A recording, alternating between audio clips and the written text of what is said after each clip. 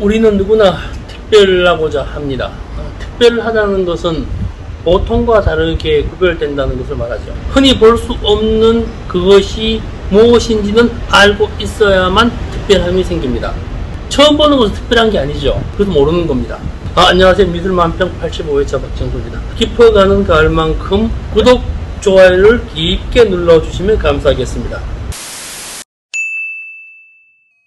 그림도 아닌 것 같은데 그림이고, 처음 보는 모양인데 사람인 것 같습니다. 지금 보고 계신 이 그림은 프란시스 베이컨이라는 사람이 그려진 작품입니다. 베이컨은 영국계 아일랜드 화가입니다. 베이컨 그러니까 훈제 돼지고기 생각이 나죠.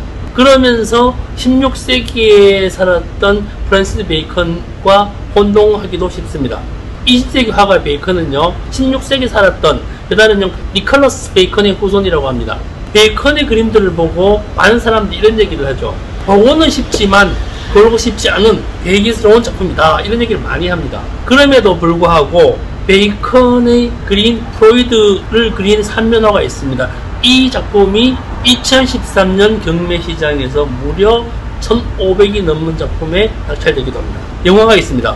파리에서 마지막 탱고. 프란시스 베이컨의 그림이 시작 부분과 끝부분이 같이 나옵니다. 1972년도에 제작되었지만 음란 영화라고 해서 많은 나라에서 상映금지가 일어나기도 했었고요. 우리나라에선 1996년에 개봉한 19금 영화입니다.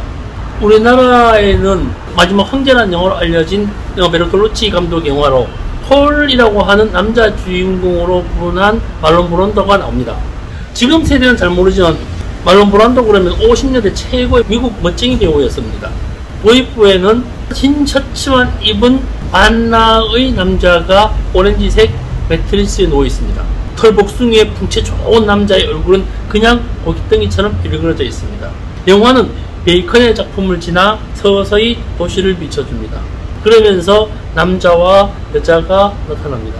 서로가 서로를 알지 못하는 도시의 콘크리트 벽에 쌓여져 있는 상태입니다. 서로를 인식하거나 바라보지도 않습니다. 우연히 빈 아파트에서 만나 남자는 강제적이지만 암묵적인 허락인 상태로 격렬한 정사를 보여줍니다. 동물처럼 지독하게 말입니다. 서로의 탐닉을 마친 두 남녀는 여전히 모르는 사랑으로 헤어집니다. 이 영화를 만들기 전 베르톨루치 감독은 주연을 맡은 말론 브란도와 함께 베이컨의 전시장을 방문했었다고 합니다. 그 그림을 보면서 말론 브란도가 얘기했다고 해요. 그림 속에 나타나는 깊은 고통의 상태를 영화로 재창조해보고 싶다라고 했답니다. 아내의 돈으로 살아가던 남자가 아내의 죽음으로 인해 삶의 허망함을 느낍니다.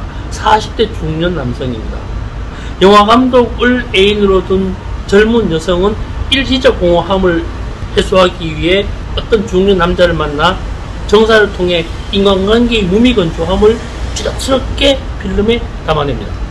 영화는 사실은요, 마르크스를 숭배한 이탈리아 공산당원이었던 베르톨루치 감독이 바라본 1970년대의 자화상이라고 이야기하고 있습니다. 프랑스 68 학생운동에 대한 좌절의 시기, 사회적 혁명보다는 개인으로서의 계급과 성에 대한 집착의 시기, 사회 집단보다는 자본주의에 의해서 개인화되어가는 파편적 시기, 2차 세계대전과 한국전쟁에 이은 베트남전쟁, 여기에 내몰리는 젊은 세대의 패배의식이 영화에 그대로 녹아져 있다고 생각합니다. 감독이 바라본 이러한 사회의식은 곧바로 베이컨의 작품에서 나타나죠. 거기에서 영감을 받을 수밖에 없었다고 생각합니다. 인간성을 항폐화시키는 자본주의의 범람은 말 그대로 우리 인간의 모습이지만 인간이 아닌 것처럼 취급하고 배우를 받습니다. 베이컨이 그려진 그림에는 사람이지만 정육점의 고깃덩어리처럼 아주 괴기스럽게 그려내죠. 이러한 괴기스러움이 베르톨루치 감독의 망막을 통해서 인식에 제대로 발견되었다고 생각을 하죠. 다시 영화로 돌아갑니다. 투숙객의 어느 남성에게 자신과 같은 옷, 자기 자신과 같은 신발, 같은 음식을 주면서 자기 아내가 외도하고 있었다는 사실을 알게 됩니다. 아내가 자살한 이후에 말이죠. 이것은 곧 삶의 허망함은 자본주의의 속성에서 벗어나려고 하는 남자 주인공의 이해도와 연결됩니다. 어떻게 보면 정신분열증과 비슷하죠. 또 하나 여자는요, 부유한 집안에서 어려움 없이 자랐습니다. 자본주의의 속성을 이해하고 그것에 정리해 가려고 하는 신세대의 표상이죠.